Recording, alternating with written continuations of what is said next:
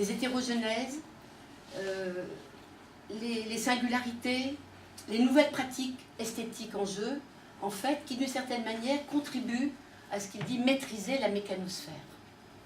Parce que tout à l'heure, je voyais par exemple, j'avais noté, parce que ça fait terriblement peur, We will master your future. Hein, c'est-à-dire, c'est vrai qu'il peut y avoir la tentation aussi dans l'architecture de vouloir maîtriser notre futur, comme on a maîtrisé quelque part, finalement, peut-être comme on a fait tabula rasa à un certain moment aussi d'une histoire humaine. Donc cette question-là de maîtriser la mécanosphère, c'est quelque chose d'assez important qui est posé, je pense, comme une question à l'architecture. Ensuite, pour arriver avec Sloterdijk, c'est comment il va expliquer les enjeux anthropologiques, politiques et topologiques à passer de l'appellation de philosophie à celle de biosophie. Alors c'est quelque chose qu'il dit comme ça, je vais le citer, parce qu'en fait c'est finalement tout l'esprit un peu de mon travail. J'interroge en fait un concept majeur chez Sloterdijk, c'est le concept d'immunité. Donc c'est un peu voir voilà, au nom de quoi il pense qu'on ne peut plus parler de philosophie, mais de biosophie. La philosophie, dit-il, en tant que forme de pensée et de vie de l'ancienne Europe, est indéniablement épuisée. La biosophie vient tout juste d'entamer son travail, la théorie générale des systèmes immunitaires et ces systèmes communs en est à ses débuts. Une théorie des lieux, des situations, des immersions se met timidement en marche. Donc ça, c'est ce qu'il dit dans Écume, qui a été déjà cité ce matin, dans sa fameuse sphérologie, puisque c'est une théorie des établissements humains, et surtout une saga des établissements humains. C'est ça qui est très intéressant, cette idée que ce n'est pas ce que c'est que l'établissement humain, mais c'est comment il devient. Alors l'hypothèse peut être émise que dans la biosophie, la question des métamorphoses des milieux humains, des milieux habités, est une dimension essentielle, incontournable de l'explicitation, dans le concept de Sloterdijk, des changements de forme dans le temps. Il passe son temps à expliciter, en fait. Il cherche à expliciter les changements de forme dans le temps. Mais comment capter les transformations du réel? Comment dire le devenir des milieux habités? Comment penser et projeter les milieux habités? Alors, un enjeu un des enjeux qui, à mon avis, modifie totalement la façon de penser l'architecture aujourd'hui, qui est repris beaucoup en philosophie, mais partout, c'est précisément celui de la vie, biosophie, hein, dans toutes les acceptions de ce terme, qui ne sont pas seulement biologiques, mais culturelles. Il est indéniable que le vivant, en grec ancien, comme l'a rappelé Agamben, et on sait que ça a donné d'ailleurs de grands débats sur même l'interprétation d'Agamben, mais le terme de vie renvoie à deux mots, celui de zoé, le fait de vivre, qu'il s'agisse d'animaux, d'hommes ou de dieux, et celui de bios, qui est la forme ou la façon de vivre d'un individu ou d'un groupe. Donc c'est vrai que cette idée que la vie ne va pas sans une forme pour un individu, pour un groupe, est tout à fait centrale dans la façon dont Agamben interroge la question du vivant. Et le vivant fournit aujourd'hui un nouveau paradigme, mettant l'accent sur la question des milieux, notamment avec l'importance prise par l'écologie, qui étudie les milieux des différents êtres vivants, la façon dont ces milieux déterminent leur vie, et comment les êtres vivants interagissent également avec eux. Cette notion de milieu, ce matin aussi, ça a été souvent repris, c'est quelque chose de très fort dans la pensée de Deleuze, qu'on va retrouver dans des courants de pensée extrêmement différents, qu'ils soient, je dirais, deleuziens, ou on pourrait dire aujourd'hui dans la géographie, ou chez Canguilhem, par exemple. Cette question de milieu qui vient avec la notion de vie revient en première ligne et revient en première ligne, je pense, aussi dans la question de l'architecture. Une des références importantes mobilisées par Sloterdijk est celle du naturaliste et biologiste Uexküll, un des précurseurs de l'éthologie, qui a analysé comment le monde d'un animal fait intervenir perception et conduite dans un milieu d'événements déterminants, en ouvrant un champ spatio-temporel liant l'intérieur et l'extérieur. Uexküll a forgé deux concepts essentiels à ses travaux, à savoir celui d'Umwelt, comme monde extérieur à un sujet en tant qu'il est pour lui un milieu, et celui d'Innenwelt, ou monde intérieur, mettant en évidence comment chaque milieu habité les associe et à quel point les milieux sont multiples, chacun, même le plus sommaire, se révélant singulier. Alors Uexclus, c'est aussi un auteur qui est extrêmement cité par Deleuze, Guattari, mais aussi par Maldinet, si on pense des philosophes français de la fin du XXe siècle, qui précisément vont travailler à partir de ces questions-là, de milieux finalement vivants, où le rapport du dedans et du dehors est tout le temps en question. Ce qui est la question centrale, une des questions centrales de l'architecture, peut-être d'ailleurs une question absolument majeure.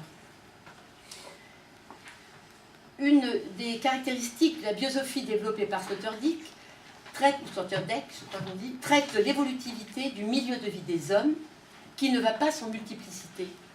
Il y a toujours plusieurs milieux en jeu, biophysiques, social, techniques, culturels, qui se superposent et s'entremêlent. Nous sommes ainsi invités à penser en termes d'interdépendance, de totalité, d'évolutivité, d'unité composite, d'échange, d'interaction, alors même que la technocratie, les logiques disciplinaires et celles finalement des fois d'une certaine architecture, on pourrait dire technique, se sont employées à séparer, objectiver, instrumentaliser. Le techniciste, pas technique, l'architecture techniciste.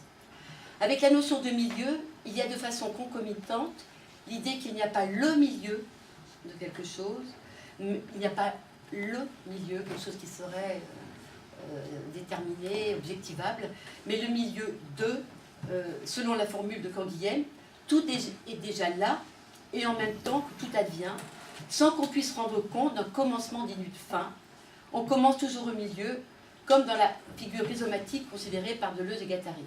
Donc ça aussi c'est intéressant dans les déplacements qui s'opèrent, cette question d'être au milieu de, sans forcément poser la question de l'origine ou de la fin, qu'est-ce qui se passe au milieu de. Alors, je voudrais traiter une question sur l'enjeu des espaces immersifs immunologiques, tels qu'ils sont posés par Sloterdijk. Puisqu'en fait, pour moi, ça a été vraiment une révolution de travailler sur Sloterdijk, parce que il envisage l'architecture comme un système défensif totalement, un système de forteresse, où on est attaqué, on se protège. Beaucoup plus que comme on peut souvent penser l'installation dans d'autres modèles. Alors, l'éthologie et la biologie nous ont conduits à comprendre comment tout vivant, qui est un organisme déterminé par un principe d'individuation, est capable à la fois de transgresser ses limites et d'entrer en relation. C'est tout ce travail-là qui est tout le temps en jeu lorsqu'on travaille sur la question du vivant. Caractérisé par un métabolisme propre, fait d'échanges entre le dedans et le dehors, c'est un écosystème poreux, pourrait-on dire.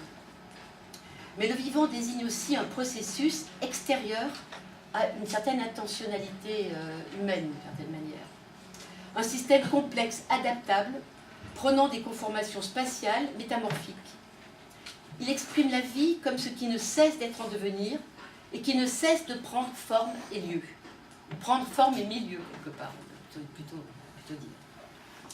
L'un des caractères essentiels de cette vie, mis en lumière par Sloterdijk, c'est non seulement l'interdépendance, mais aussi l'auto-organisation en termes de capacité d'attaque et de défense, telle qu'analysée par l'immunologie, dont la racine indo-européenne, May, signifie changer et changer. Alors, c'est intéressant aussi quand on lit Sloterdijk, moi je ne suis pas immunologue, par contre, parler avec des immunologues, leur demander, mais finalement, cette façon de la philosophie de parler de l'immunologie, est-ce que ça parle à des immunologues?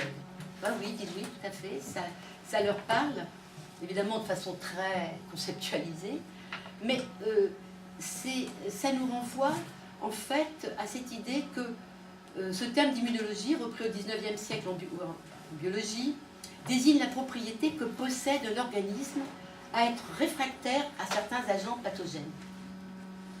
Donc c'est quand même cette idée de se protéger de ce qui va nous détruire, hein, ce qui va nous faire du mal, quand c'est pathogène.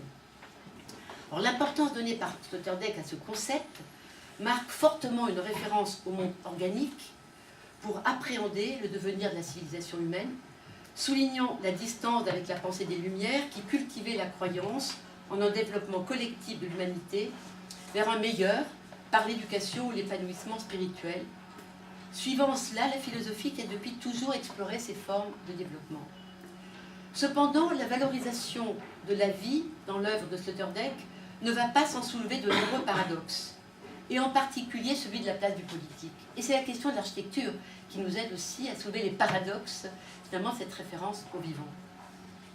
En effet, c'est la dimension sociale et culturelle, dont l'espace politique est le champ opératoire, qui se voit questionnée par le paradigme du vivant, dont les formes résultent d'une auto-organisation en devenir, par des négociations immunologiques avec un milieu instable qui est à la fois un potentiel et une résistance au devenir de la vie, d'un être vivant. Et ce, même si Sloterdijk souligne l'extension du concept de vie à la culture. Alors là, je cite donc une phrase de Sloterdijk qu'il a faite justement lors du colloque international Un monde en sursis, là au Luxembourg, à Paris, en 2009, où il dit, et d'ailleurs on voit très bien qu'avec le temps, il élargit fortement son concept d'immunologie. C'est ce que je voudrais interroger. L'immunologie, dit-il, générale, part de l'axiome selon lequel la vie est la phase de réussite d'un système immunitaire. Le terme vie, dit-il, ne renvoie pas seulement ici aux organismes biologiques, mais aussi à l'existence historique des cultures, des peuples, des institutions. L'immunité désigne à l'origine la protection juridique dont bénéficient ceux qui exercent des fonctions importantes pour la communauté, ce qui souligne le lien profond entre communauté et immunité. Son ouvrage « Tu dois changer la vie » finalement va prolonger encore cette réflexion sur les systèmes immunitaires et qui, pour répondre à l'injonction d'une crise mondiale, qui est pour lui signe précurseur de la catastrophe globale, à la fois inimaginable et en même temps horizon de l'humanité, pour lui, il pense qu'il faut s'appuyer sur deux systèmes immunitaires sociaux. Les systèmes solidaires et les systèmes symboliques, à même d'assurer une sécurité réelle et mentale. Donc, dans ce travail sur l'immunité, et finalement l'approfondissement du concept d'immunité, tel que Sloterdijk le porte, il part de la biologie pour interroger les systèmes symboliques, les systèmes politiques, en parlant d'assurer une sécurité réelle et mentale à chacun et à tous, d'une certaine manière. Grande question pour l'architecture, quelque part, pour la question des établissements humains. Alors, je voudrais maintenant interroger la question des métamorphoses des établissements humains. Et assez rapidement, puisque là c'est très connu, reprendre quand même la fameuse trilogie sphère, au cœur de laquelle se trouve le concept d'immunologie, où Peter Sloterdijk va décrire un phénomène qu'il tient pour avéré, celui finalement du devenir de l'humanité et des métamorphoses de ses configurations. Comment les configurations des établissements humains se sont métamorphosées, de telle sorte qu'ils vont permettre de comprendre et qu'ils proposent de comprendre, comme une hypothèse de recherche, d'une certaine manière, comme évolutivité, diversité et constante dans la création d'espaces intérieurs. C'est cette idée qu'en fait, il y a une constante de la cabane à la tente, au gratte-ciel ou au village.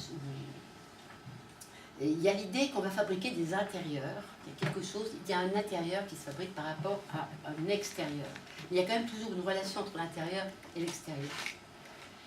Les transformations, explique-t-il, de tout ordre, ont extrémisé une situation où chacun est dans sa bulle, on va reprendre son mot, contenu dans d'autres sphères, depuis l'utérus jusqu'à l'Internet, en passant par la coupole et la ville, constituant un milieu hyper relationnel, paradoxal, ce qu'il dit une écume de vie. Il décrit notre milieu, notre établissement humain contemporain comme une écume de vie. La métaphore d'écume de vie, évidemment, est très très intéressante par rapport à beaucoup de choses qui se sont dites depuis ce matin et d'une façon générale. Les découpages retenus dans l'histoire des hommes, ce qui découpe finalement cette histoire, sont déterminés par leur capacité technique et symbolique à fabriquer leur milieu de vie, conduisant à des agglutinations et à des réagencements aussi bien du micro, avec les bulles individuelles ou partagées à deux, que du macro, avec les serres collectives. Donc c'est toujours les modes finalement d'accueil qui sont en jeu. On fabrique un dedans pour accueillir une, deux ou plusieurs personnes. Dans Bulle, qui va de l'utérus à l'extase mystique, ça c'est quand même intéressant, le côté très finalement de la naissance, de la genèse, de la vie, jusqu'à l'espace le plus mental de l'extase mystique, la plasticité de ces bulles est signifiée, de même qu'il est analysé comment l'homme a rendu son monde habitable depuis la préhistoire jusqu'au Moyen-Âge, mais aussi comment la communauté humaine prédominait alors sur l'individu et comment elle se caractérisait par un regroupement à l'intérieur de mondes clos. Sur l'idée, il y a un monde clos, et c'est le monde communautaire qui prédomine. Dans Globe, donc ce tome 2, qui est celui de la modernité, il la considère donc du point de vue de son affirmation depuis les grandes découvertes des 15e et 16e siècles jusqu'à la Première Guerre mondiale, et il étudiait comment l'homme, grâce à des avancées techniques, aménage des macrosphères mondialisées et mondialisantes. Il interroge, c'est sa lecture à lui, c'est son résumé de l'histoire des formes des établissements humains. Et le troisième tome, Écume, rend plus particulièrement compte d'une cartographie des inventions du XXe siècle, tendue entre les multitudes de l'individualisme, de l'individuation, on pourrait dire, et l'espace globalisé, ouvrant aussi vers le sentier des solidarités à venir. Parce que c'est là-dessus que je voudrais insister tout particulièrement. C'est-à-dire que ce soit dans Écosophie, que ce soit dans la spérologie, dans la philosophie de Sloterdijk, la question des solidarités, des cohabitations est centrale. C'est comment est-ce qu'on va pouvoir vivre ensemble d'une certaine manière, comment est-ce qu'on va pouvoir, comment architecturer le monde de telle sorte qu'on puisse accueillir les humains. Donc, Bulle, Globe, Écume, à travers ces trois figures métaphoriques, qui sont des enveloppes finalement, des configurations de milieux habités, qui sont plutôt caractéristiques et qui coexistent, parce qu'effectivement, elles coexistent, simplement ça se développe à travers la saga de l'humanité, sont explicités le devenir et la multiplicité des espaces et de l'esprit humain, ainsi que leur profonde transformation, corollaire à celle qu'a connue l'humanité dans ses formes d'organisation sociale, ses instruments de production et de connaissance, ainsi que ses valeurs morales. Lorsqu'il est considéré que l'art de ménager l'espace des hommes a connu trois phases dans son développement, nous supposons qu'il est resté le même tout en devenant autre. C'est ce qu'on appelle une transformation, c'est-à-dire un passage à travers ou entre les formes. C'est cette interrogation qui fait aussi. Qu'est-ce qui se passe dans ce passage à travers les formes? C'est vrai que dans la phénoménologie de l'esprit, Hegel, à sa façon, entreprend aussi une saga du passage à travers les formes, qui travaille sur l'histoire finalement aussi des hommes. La pensée prend la forme de la théologie, de la métaphysique, de l'art et de la science dans un processus non dialectique que la raison peut décrire et expliciter, dont elle peut fournir des preuves plus ou moins plausibles et dont elle peut donner des illustrations relativement convaincantes. Lorsque Zarathustra déclarait « Je vous annonce trois métamorphoses de l'esprit », Nietzsche se proposait d'annoncer les métamorphoses selon lesquelles l'esprit se mue en chameau, le chameau en lion et le lion enfin en enfant. Mais il sous-entendait d'abord que c'est le même esprit qui demeure et qui fait le lien entre ces différentes formes. Elle est plutôt finalement une façon de mettre l'accent sur le fait que la mutation finalement qui est en jeu, qui est assignée à l'esprit, elle relève à la fois finalement du souhait et presque de l'injonction, et plus que d'une réalité d'une certaine manière. C'est quelque chose qui comporte quelque chose d'irrationnel dans la mesure où il n'y a aucune continuité entre les figures symboliques du chameau, du lion et de l'enfant. Elle suppose que l'esprit reste le même et que pourtant ils deviennent autres, exactement comme Zeus est demeuré le dieu des dieux tout en étant devenu aigle ou autre dans toutes ses transformations. Donc toute cette interrogation sur qu'est-ce qui reste et qu'est-ce qui demeure dans le changement permanent, dans ce devenir inéluctable qu'impose la question de la métamorphose.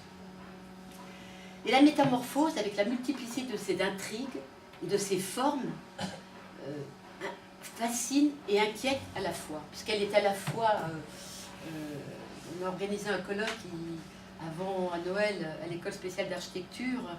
Emmanuel Gaussa, précisément, a commenté le film La Belle et la Bête à propos de la question des métamorphoses, puisqu'évidemment la métamorphose peut être absolument la belle ou la bête, d'une certaine manière. Elle est les deux en même temps. En général, elle renvoie à un changement inintelligible qui est souvent assez continu et qui, quelque part, va se manifester brusquement. Il y aura un effet de seuil, quelque part.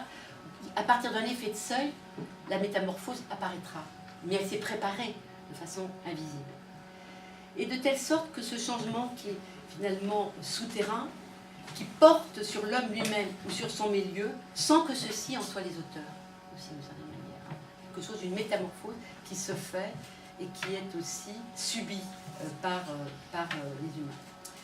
Pour cela qu'elle a partie liée à la mythologie, quand on regarde tout ce qui a rapport avec les métamorphoses. C'est le rôle qu'elle a gardé même lors de son intégration aux sciences du vivant, et en particulier à l'entomologie.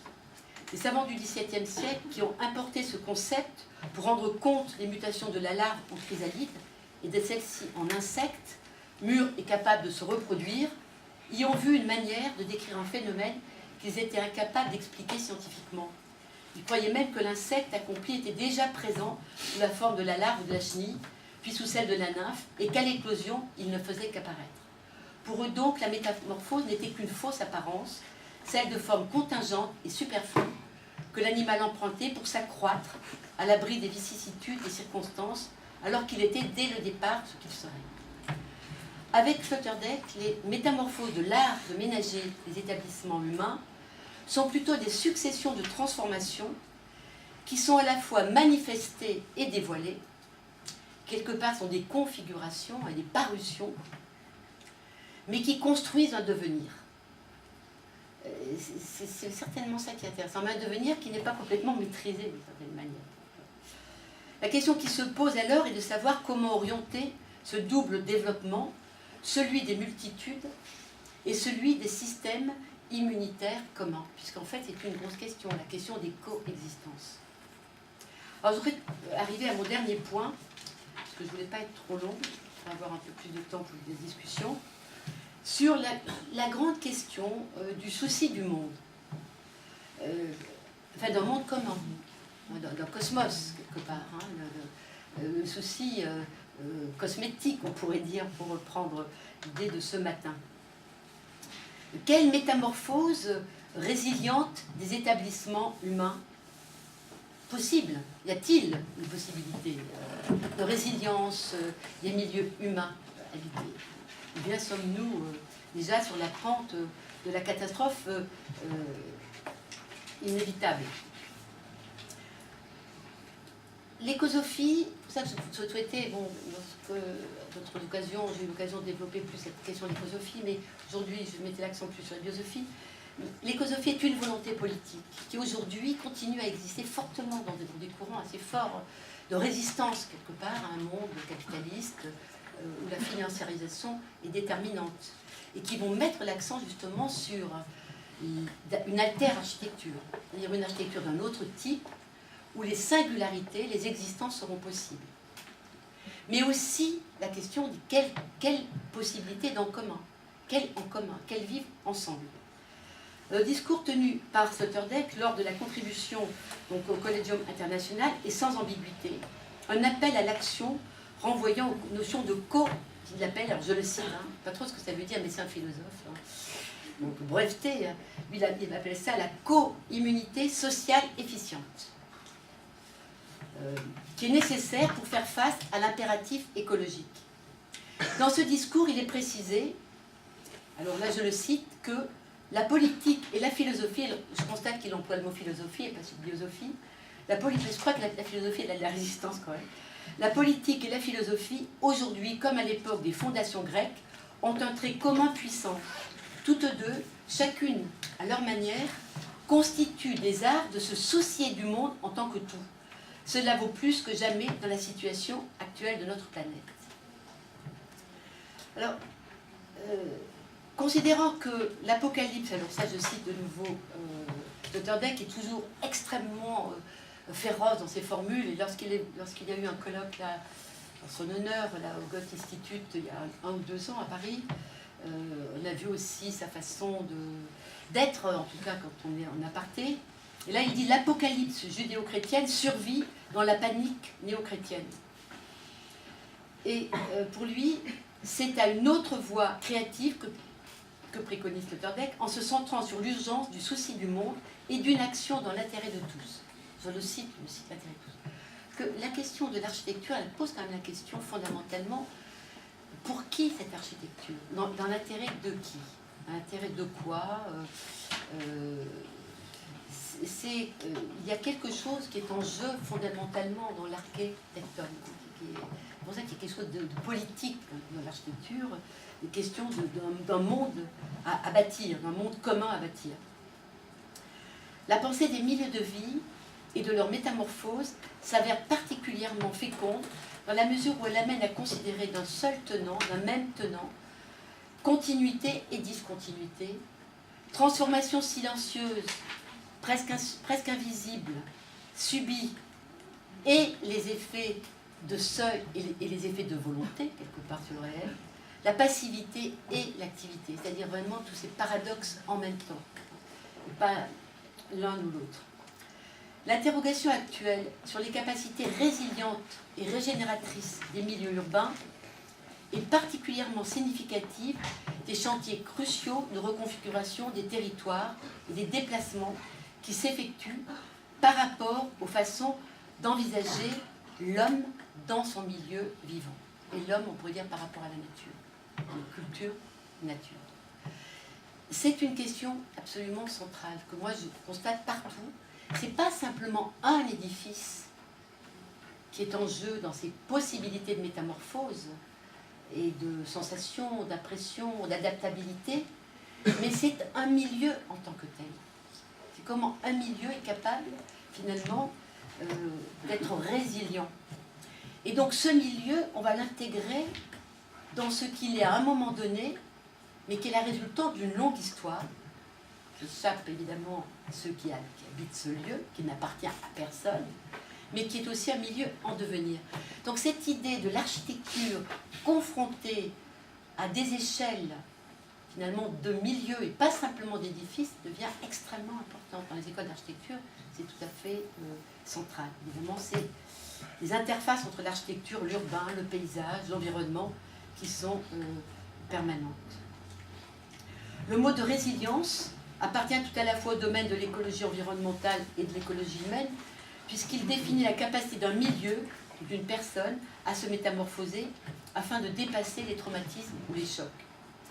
Les dévastations des écosystèmes et la prise de conscience de la finitude de la planète Terre, de sa vulnérabilité comme celle des hommes, dont on voit quelque part la possibilité de l'extinction, conduisent à s'interroger sur les rapports soutenables à établir entre nature, techné et société. Et c'est là-dessus que je voudrais terminer. C'est précisément sur ces rapports qu'il y a entre nature et techné.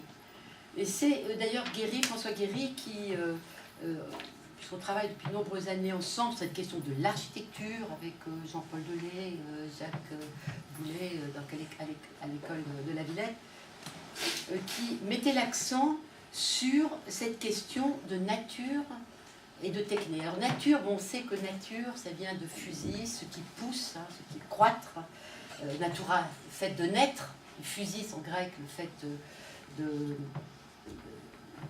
finalement de pousser, de croître, et la techné, comme a nous a fait remarquer Guéry, dont la racine indo-européenne tic signifie engendrer. cette idée de la jeunesse, de la génération, de qu'est-ce qui va, comment les choses vont renaître, de quels engendrements s'agit-il? De quels engendrements s'agit-il? Quels sont les cycles et recyclages en jeu, les héritages et les inventions en jeu dans la question architecturale? Désormais, il apparaît que les milieux artificiels se sont substitués ou sont devenus concurrents des milieux naturels. C'est que dans l'artificiel, qui veut dire fait par l'art, désignant l'habileté, le savoir-faire, la ruse, il y a aussi la possibilité d'une démesure, d'une violence, d'une volonté prométhéenne qui vole quelque chose, peut-être aux hommes, si ce n'est aux dieux, mais aussi la possibilité d'imaginer, d'inventer des dispositifs symbiotiques en co-rythme.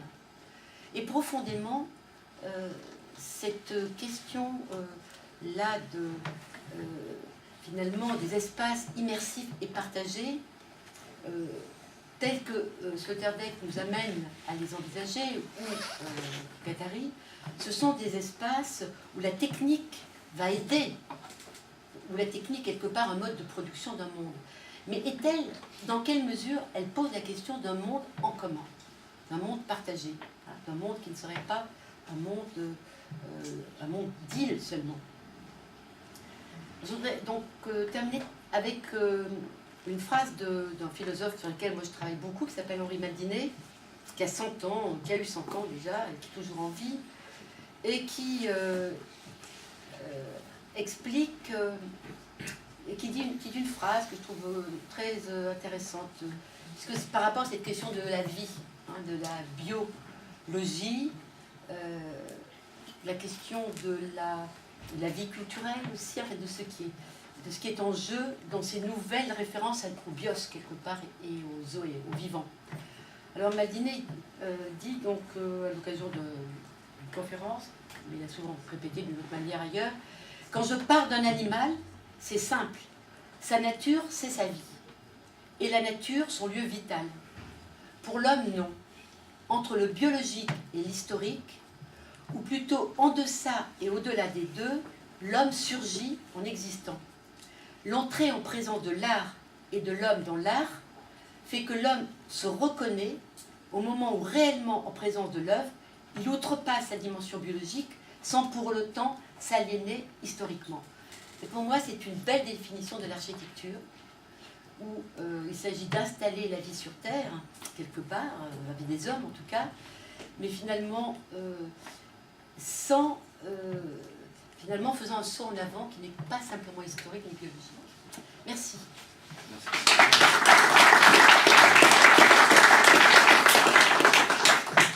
Maldinet avait écrit aussi sur Bertal Quote, souvent, magnifiquement, évidemment. Questions. On va avoir quelques questions, puis après je propose, après les questions, 5 minutes d'arrêt, et puis on finira la journée. On a vraiment bien entamé de manière assez formidable. Alors, qui a des questions pour questionner ou des remarques?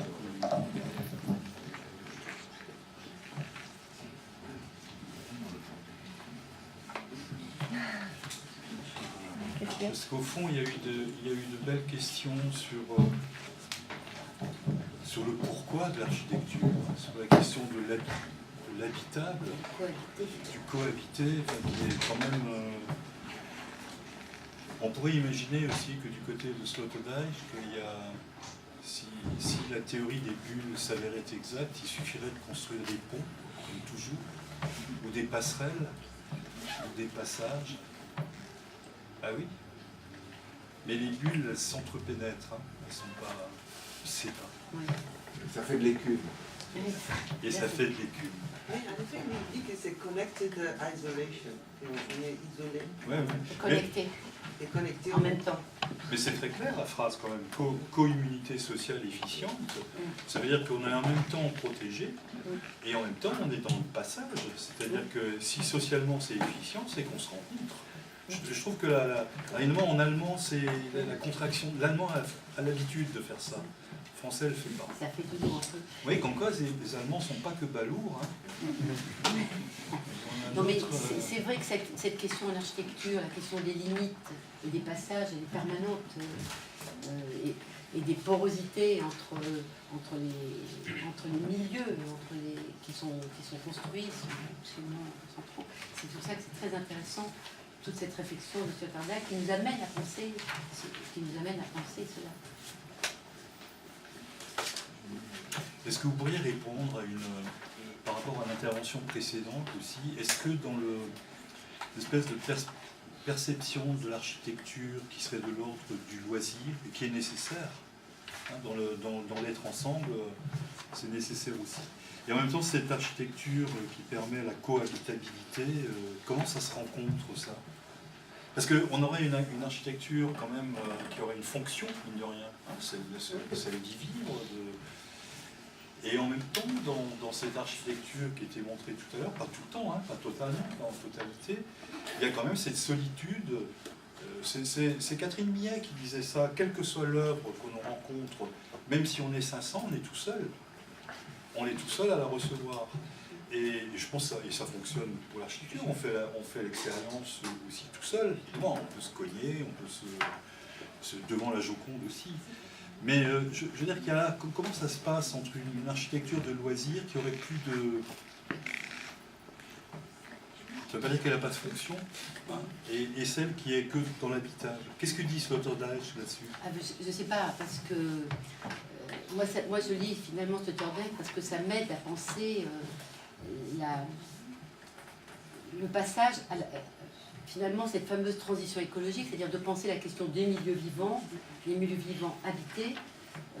Et ce qui m'intéresse, c'est de voir comment il met en évidence c'est que l'humanité finalement s'adapte, se transforme, se métamorphose parce qu'elle... C'est la question de l'adaptabilité permanente, finalement, la capacité d'évoluer. Alors je trouve que dans par exemple, les travaux qui sont montrés, qui sont de fortes innovations, qui relèvent quelque part de formes d'expérimentation ou d'installation artistique, ça fabrique des milieux d'un autre type. Donc là, je trouve que c'est extrêmement intéressant d'essayer de voir comment est-ce qu'on va inventer de nouveaux milieux qui nous donnent à percevoir, ressentir des choses différentes. Mais c'est vrai que ça pose aussi beaucoup de questions, parce que d'abord on reste souvent à l'échelle de l'édifice, c'est souvent à l'échelle de l'édifice que ça se passe, mais aussi c'est cette espèce d'envie que les bâtiments, quelque part, soient mobiles par rapport aux émotions, aux sensations, aux déplacements que l'on a. On peut imaginer aussi qu'on va peut-être bientôt explorer des moments où, au contraire, on va nous immobiliser pour pouvoir être plus en mouvement mentalement. C'est-à-dire qu'il y a certainement des explorations qui isolent certains paramètres pour répondre à une certaine question, mais qui pour moi apparaissent vraiment comme de l'exploration pour fabriquer de nouvelles enveloppes qui pourraient permettre justement de s'adapter à de nouvelles données, par exemple des données climatiques, le fait qu'on parle du climatique, de l'atmosphérique, de toutes ces données-là qui sont vraiment cette idée de fabriquer des microclimats, quelque chose puisqu'on sait que c'est une des questions que l'on se pose. Mais c'est vraiment pour se protéger aussi contre des attaques, qui vont être des attaques de pollution. Mais est-ce que là, et je ne sais pas si c'est vraiment, je n'opposerai peut-être pas des architectures de loisirs à des architectures, par exemple, d'habitat où on va installer une famille. Est-ce qu'on ne pourrait pas alors imaginer quand même dans la pensée de Sloterdijk un danger? Et je pense à l'immunité, c'est-à-dire à la question des virus, à la question des attaques microbiennes, etc. Parce qu'il y a quand même une grande analogie. Et dans ce cas-là, ça veut dire que nous sommes vécus par une guerre permanente. Il y a des gagnants, il y a des perdants. Alors il a raison de dire que la vie est beaucoup comme ça. Hein. Mais c'est-à-dire que si elle ressemble à ça, quelles sont nos possibilités de choix dans cette détermination-là? Je trouve que c'est une vraie question du côté de Sloterdijk. Pour moi, c'est une vraie question et qui faisait que je pense que l'évolution de ces interventions vont vers justement les dimensions, les dispositifs politiques, symboliques. Qui contrecarrent. Qui met en avant énormément. Son dernier ouvrage, c'est très net. Moi, j'aimerais bien qu'on... Enfin, est-ce qu'il n'y a pas un paradoxe intéressant dans le fait que... Un peu plus fort. Est-ce qu'il n'y a pas un paradoxe intéressant dans le fait qu'on a parlé de milieu, d'adaptabilité et de partage, donc de l'avec en fait, de l'échange. Et l'immunité dans tout ça, est-ce que c'est pas plutôt le contre, enfin c'est une barrière, et quelle part d'échange et de partage justement il y a dans le concept d'immunité? Est-ce qu'il n'y a pas un paradoxe dans le fait de dire co-immunité? C'est étrange. Non mais c'est certain, c'est profondément... Enfin, si on le prend simplement comme métaphore biologique, c'est évident, mais c'est clair que cette idée d'immunité, c'est que finalement il y a une enveloppe qui rassemble. Ça peut être un groupe, une communauté. Quelque part, elle va se protéger de l'extérieur. C'est plutôt ça qui est en jeu, c'est qu'on fabrique des enveloppes qui regroupent et qui rassemblent en même temps. Mais qui dit rassemble, il les protège de l'intérieur, mais finalement, il y a toujours une défense par rapport à quelque chose qui vient de l'extérieur. Donc ça, je pense que c'est une question tellement centrale dans la question de l'architecture, ce rapport dedans-dehors. Comment le rapport entre le dedans et le dehors, dont on sait aujourd'hui que c'est une question dont on ne sait pas trop comment le résoudre au niveau urbain, la peur de l'insécurité, la fait de se protéger, de créer des mondes sécuritaires, c'est quand même une maladie très forte de la vie contemporaine, extrêmement marquée. Donc je suis pas sûre que ce soit... je pense qu'il faut se déplacer. C'est vrai que ça part de la biologie, et c'est pour envisager les établissements humains qui ne sont pas simplement des données biologiques. Et c'est très net dans les interventions. Vous passez le micro.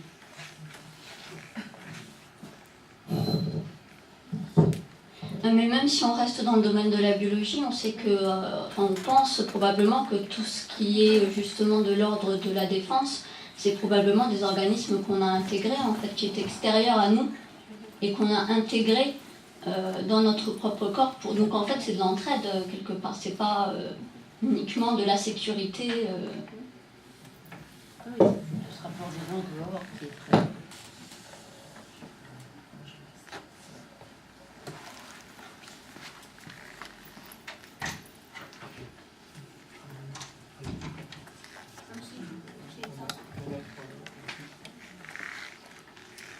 Oui, pour rebondir encore cette question très intéressante, d'un côté, je vois, il y a plutôt un discours, oui, on peut dire biologique, défense, immunité, donc un organisme qui se défend aussi d'un milieu perçu comme hostile quelque part. De l'autre côté, je vois un discours plus politique, cette zone politikon dont parlait Hannah Arendt, par exemple, où on pourrait aussi remonter au grec à l'agora, donc un endroit de partage, de condivision, d'idées politiques pour changer aussi cet environnement hostile. Est-ce que cela aussi, on peut le rapporter à l'architecture quelque part? Question. Bien sûr. Oui, en fait, c'était absolument là-dessus je voulais insister. C'est que la question de l'architecture, aujourd'hui, elle est politique par rapport à cette question de la transition écologique et numérique d'ailleurs. Bien, dernière question. Oui. Allez-y, allez-y.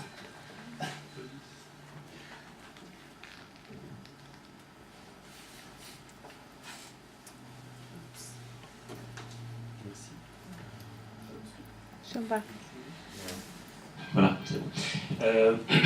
Non, ça me faisait penser à une remarque dont l'auteur m'échappe, mais en fait, où il écrit, mais je me demande si c'est pas Anders d'ailleurs, mais je sais pas.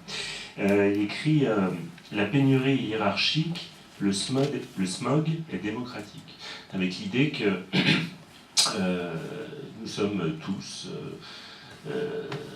pauvres ou riches, blancs ou noirs, exposés à certains risques qui sont planétaires. Il y a quelques semaines, on a évité un météorite qui est passé à côté de la Terre, heureusement. Donc on nous a montré comment les ingénieurs travaillaient à la fabrication de quelque chose qui pourrait l'arrêter, le détourner si un plus gros venait et par malheur nous percutait. Donc voilà, ça me semble vraiment aller dans ce sens, c'est-à-dire qu'à partir du moment où finalement le risque il est global, les systèmes immunitaires le sont aussi, et ça devient cette nouvelle extériorité, finalement ce nouveau, bon, il y a qui devient une espèce d'enjeu à l'heure d'un bouclage de la planète sur elle-même. Donc un système voilà, j'aimerais comprendre aussi mieux comment s'articule cette mondialisation du risque et donc d'un système immunitaire où on travaille dans des solidarités pour se protéger de ça, avec ces micro-sphérologies de l'écume qui nous isole et nous connecte en même temps. Mais on est vraiment à un moment de basculement où soit on se resserre vers des individuations extrêmement singulières, comme ça, soit aussi on réfléchit à l'échelle... on est dans l'âge des extrêmes, pour, si on voulait dire... comme ça, voilà, c'est deux échelles qui coexistent et qui nous interrogent en tant qu'architectes parce que voilà, on oscille sur des champs qui sont extrêmement variés en termes d'échelle. Voilà, donc je sais pas si Chris, tu as une... Oui, mais je pense que là, je suis complètement d'accord avec ce que tu dis, c'est-à-dire que il y a une espèce de... Il y a cette pensée finalement qui s'est globalisée, cette double tension entre le global et le micro finalement, ce qui est du domaine du micro, qui fait que, il me semble que parmi les courants intéressants aujourd'hui qui travaillent sur la question des milieux habités, l'architecture des milieux, elle va toujours travailler in situ, c'est-à-dire que c'est par rapport à des situations précises, mais dans une ouverture quelque chose de global, c'est translocal. C'est-à-dire que c'est une pensée finalement qui travaille sur des milieux situés, mais avec une pensée qui n'est pas sur la fermeture sur le local. C'est quand même ça qui est assez intéressant à l'architecture. Les déplacements qui s'opèrent aujourd'hui sont assez marqués sur le in situ, en fait, l'architecture in situ, qui d'un seul coup redonne une importance à des données, on peut dire biophysiques, qui redonne une mesure aussi à l'homme, à la taille, au corps de l'homme, le fait qu'il a une durée de vie, le fait qu'il a un confort, c'est-à-dire que l'habitabilité va passer par des données très basiques, en fait, qui lui permettront finalement un certain soin de ce que c'est que donner à habiter à un humain, comme a pu le faire Alto à une époque, quand il parlait du petit homme. Donc c'est quand même, je pense qu'il est frappant de voir que parmi les choses qui s'inventent en architecture, il y a beaucoup de recherches au niveau finalement d'une échelle du micro, de micro-échelle, mais dans une pensée qui est une pensée ouverte. Et donc c'est pas le repli sur le local, quelque part, mais c'est justement cette espèce de rapport micro-macro d'un autre type qui est vraiment en jeu. Parce que le reste déborde de toute façon. C'est pour ça que ce retour à la création, à la résistance,